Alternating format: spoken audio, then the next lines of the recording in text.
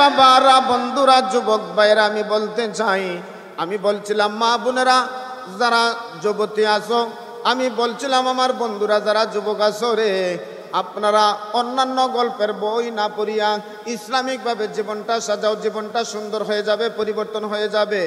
ওই পাশের বাড়ির বন্ধু বান্ধবীর জীবনী গল্প না পড়িয়া আবু বকরের জীবনী, ওসমানের জীবনী, হযরত আলীর জীবনী, মা ফাতেমাতু জহরা রাদিয়াল্লাহু তাআলা আনহার জীবনী পড়ুন, রহিমার জীবনী পড়ুন। দেখবেন আপনার আমার মনটা নরম হয়ে গেছে, পরিবর্তন হয়ে গেছে, অন্তরটা নরম হয়ে গেছে। অন্তরটা নরম হয়ে গেছে, আল্লাহ তাআলার কাছে তওবা করুন। কারণ একদিন না একদিন আপনি আমি তকব্বরি বাহাদুরি কোনোদিন থাকবে না। একদিন না একদিন আপনি আমি ওই 3.5 হাত অন্ধকার কবরের মধ্যে আপনার আমার জায়গা হবে, ঠিক না বেঠিক? ওই অন্ধকার ঘরের মধ্যে কি লইয়া যাইবা? একবার যদি জীবনের সঙ্গে আপনি আমি হিসাব মিলাই রে, দেখবেন জীবনটা পরিবর্তন হয়ে গেছে, পরিবর্তন হয়ে গেছে। যেই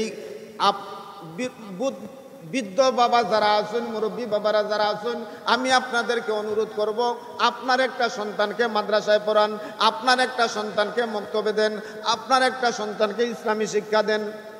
ইসলামী শিক্ষা ছাড়া বর্তমান যুগ যে যুগ এসেছে, ইসলামী শিক্ষা ছাড়া আপনার আমার সন্তানে, আপনার আমার বর্তমান পরবর্তী প্রজন্ম আপনারে আমারে কোনো দিন মান্য করবে না। এই যুগ আইতেছেনি, এই যুগ আসতেছেনি। হ্যাঁ দুপাটিলার মানুষ রে, আমি বলতে চাই এই রকম জীবনটা না করিয়া জীবনটা পরিবর্তন করুন, জীবনটা পরিবর্তন করুন।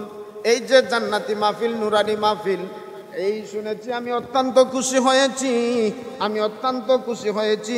দুপাটিলা যুব সমাজ নামটা দেখে আমার বড় ভালো লাগছে। চিৎকার দিয়া বলেন সুবহানাল্লাহ। আমি এদের নামে দোয়া করি, এই দুপাটিলা প্রত্যেকটা যুবক ভাইদেরকে যেন ইসলামের সৈনিক হিসাবে আমার আল্লাহ তাআলা এদেরকে কবুল করে নেয়, বলেন আমিন। আর বলতে চাই, হ্যাঁ দুনিয়ার মানুষ এই মুরব্বীদের পরামর্শে, এই দুপাটিলা যুব সমাজের উদ্যোগে যে আজকে ওয়াজের মাহফিল হয়েছে, এটা ভালো কাজ হয়েছে না খারাপ কাজ হয়েছে বলেন তো আপনারা? জোরে হোক, ভালো না খারাপ? এই যে ভালো কাজ হয়েছে, এদেরকে আপনারা আপনি আমি সহযোগিতা করার দরকার আছে না নাই? এদেরকে সহযোগিতা করতাম, সব সময় এদেরকে সহযোগিতা করবার একটা কাজ করবা। আমার এই ইমাম সাহেব হুজুর বলছেন ওই জায়গার মধ্যে নাকি একটা কবরস্থান আছে, আসেনি না নাই? আছে। এই কবরস্থানও আপনার আমার জন্য অপেক্ষা করতেছে, এই কথা আপনার আমার বিশ্বাস আসেনি? এই কবরস্থান, ওই কবরের মধ্যে এমন মানুষ আছে রে, আপনার বাবা থাকতে পারে, আপনার দাদা থাকতে পারে, আপনার বোন থাকতে পারে, আপনার স্ত্রী থাকতে পারে, আপনার মা থাকতে পারে, কিন্তু জানিয়া লো ওই যে দাদারে দাফন করে আসছিলাম, আজ পর্যন্ত হে দুপাটিলার যুবক, আজ পর্যন্ত ওই দাদার কবরের পাশে গিয়ে আমি দাঁড়াইলাম না, একটা সালাম দিলাম না, কবরটা জিয়ারত করলাম না। হে দুপাটিলার যুবক রে, আমি বলতে চাই আজকে আমি যদি কবরের পাশে না যাই, আপনার আমার আত্মীয় স্বজন বন্ধু বান্ধব যারা কবরস্থ করা হয়ে গেছে, এদের পাশে যদি আমি না যাই, আমি যেদিন মারা যাব রে, আপনার আমার কোনো আত্মীয় স্বজন বন্ধু বান্ধব সন্তানাদিও আপনার আমার কবরে কোনোদিন যাইবে না, যাইবে না। এখানে 100% চিৎকার দিয়া বলেন সুবহানাল্লাহ। এই বিশ্বাস আসেনি আপনার আমার? এই কবরের সামান জোগাড় করার দরকার আছে না নাই? আমাকে বলছেন আপনাদের মসজিদের ইমাম সাহেব, ওই কবরস্থানকে উন্নয়ন করার দরকার আসেনি না নাই? আসেনি নাই?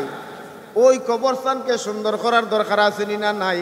আপনি 7 তলা বিল্ডিং এর মধ্যে থাকেন, এসি লাগালি রুমের মধ্যে থাকেন, একবার যদি কারেন্ট চলে যায় আপনার আর ঘুম আসে না।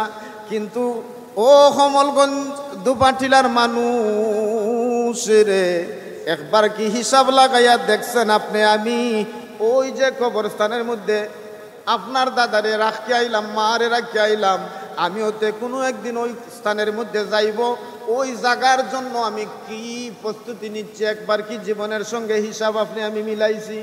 হ্যাঁ দুনিয়ার মানুষ, আমি বলতে চাই ওই কবরে নেওয়ার জন্য আপনি আমি প্রস্তুত হই, ওই কবরে যাওয়ার জন্য আপনি আমি প্রস্তুত হই। আর ওই কবরে নেওয়ার মতন সামান যদি আপনি আমি জোগাড় করতে না পারি রে, আপনার আমার জিন্দগি ব্যর্থ, আপনার আমার জিন্দগি ব্যর্থ, আপনার আমার জিন্দগির সার্থকতা নাই। হে দুপাটিলার যুবক, ওই কবরের সামান জোগাড় করার প্রস্তুতি নেও, আর ওই কবরকে সুন্দর করে সাজাইবার চেষ্টা করো। আপনারা বলেন তো, আমি আপনাদের কাছে একটা প্রশ্ন করতে চাই, আপনারা কি তা বেজার হইরানি? জোরে হোকা বেজার হইরানি? আপনাদের কষ্ট হননি? আপনারা বলেন তো, এই কবরস্থান উন্নয়ন এবং সুন্দর করার দরকার আছে না নাই? আছে না নাই? জোরে হোকা।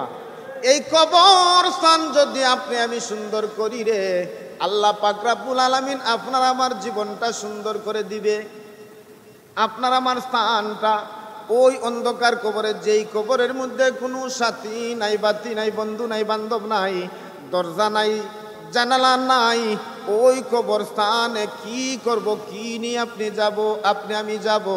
আপনি আমি যদি প্রস্তুতি না নেই, ওই কবরের মধ্যে যাই আল্লাহকে কি জবাব দিবেন? হে দুনিয়ার মানুষ, আমি বলতে চাই, ওই কবরকে যদি সুন্দর করতে চাও, তাহলে ওই কবর উন্নয়নের জন্য কিছু দেওয়া লাগবে নি? লাগবে নি? বা জোরে হোকা লাগবো নি? আমি অনুরোধ করব, আপনারা আপনাদের এলাকা, আপনাদের কবর, আপনার একজন মেহমান যদি আয়, মেহমানের সেবা দায়িত্ব যত্ন করার দায়িত্ব আপনার নানি। আমার বাড়ির যদি মেহমান আয়, তে আমার বাড়ির মেহমান আইছে, আপনি গিয়া সেবা করবানি না আমি করা লাগবো? আমি করা লাগবো। আপনার কবরস্থান আপনারাই দেখাশোনা করবো, যতই কষ্ট হয় না কেন।